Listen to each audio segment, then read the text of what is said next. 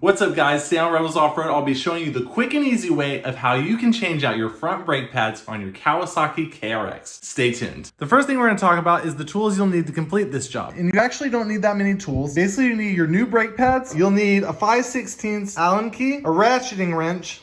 I like to use a flat blade screwdriver. It's not completely necessary though. And a C-clamp, as well as tools to lift up your KRX and take off the wheels.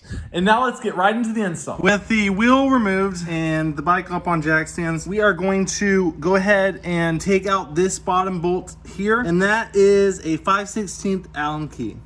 So we got that on our wrench. Go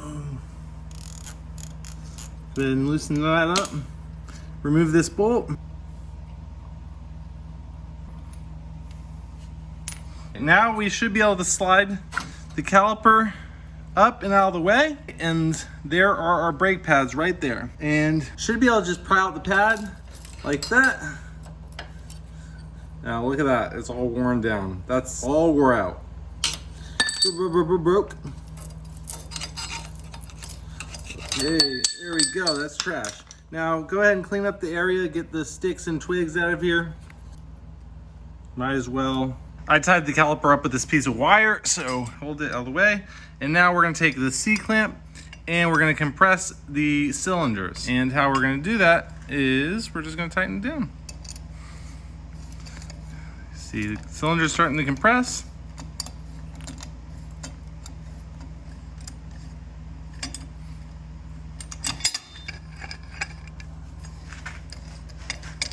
And do this one as well.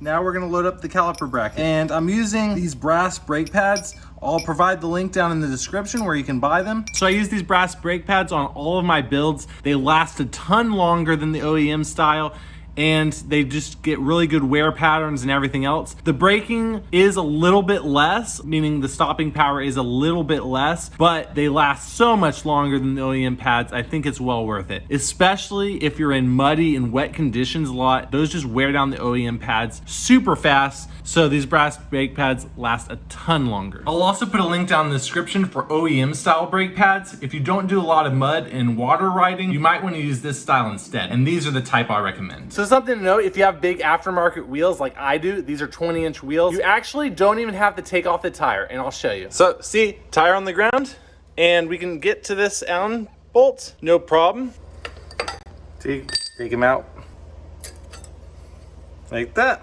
And you can throw the new ones in. You can clamp down on the pistons just like you did on the other side. All without taking off the tire, which eliminates a whole big step. With the cylinder compressed and the pads loaded up, we just slide down the caliper back over. You might have to wiggle it a little bit to get the fit. There we go. And now we just put this bolt back on. Make sure the boot is not pinched first. Very important. All right, so put this bolt back on, torque it down, and that side's done.